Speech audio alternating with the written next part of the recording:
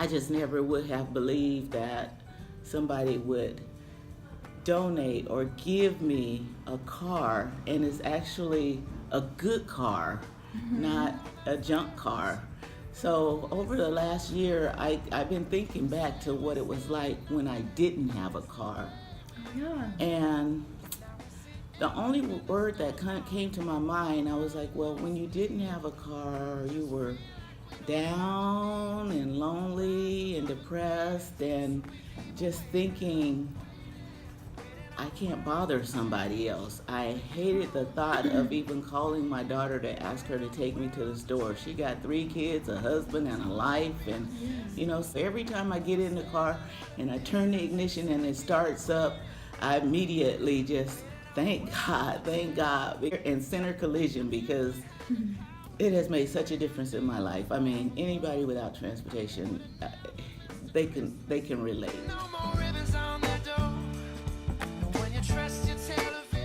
It's hard to put in words. I'm on cloud 9 when I'm driving.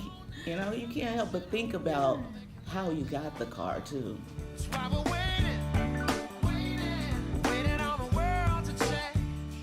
The buses are horrible because you catch one bus and you have to catch it at a specific place to begin with. So how can you go grocery shopping? The whole responsibility of I don't have a vehicle, so I can't go to the store, I can't go to the doctor, I can't go anywhere that wouldn't be an absolute necessary trip. And in this life you learn lessons and you learn what you take for granted.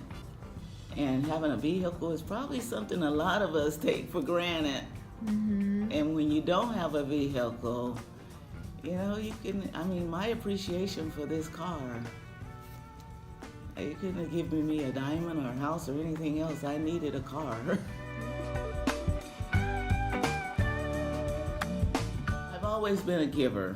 I moved here because of my mother and her Alzheimer's and her aging disabilities. So the car has allowed me, which I never would have been able to do. Never would have been able to take care of her, because going to doctor's appointments, having groceries, having the necessary medical supplies, it's not an option when you have somebody who's bedridden and relying on you. Even if you help just one person, or even if you just do a little, if you're involved in a group, everything you do to help somebody else is good. It's not based on who you are, what color you are, how much money you have, who you know. I didn't know anyone, and I didn't have anything, and I didn't feel like I had a lot to contribute. I have to say, when I was at home without a car, I spent most of my time talking to God.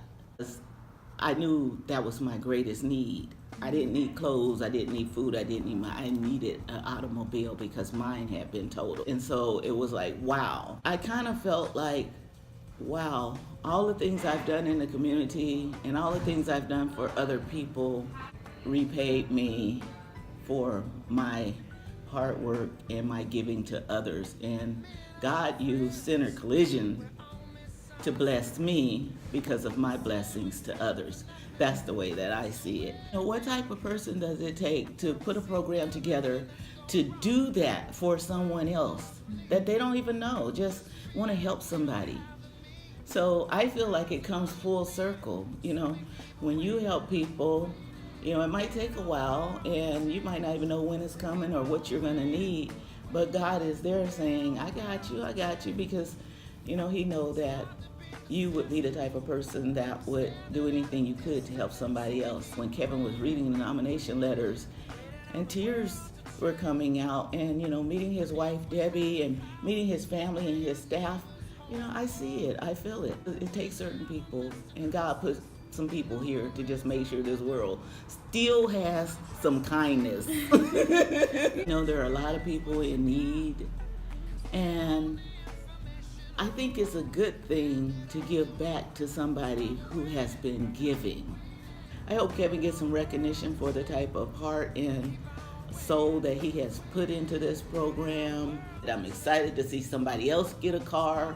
I know what it's going to do to them and to their life, and so when I see him the next year, it'll be like Jasmine and I have many reunions, You know, that joy is still there every time you see a previous winner, you know, like, I know what you went through.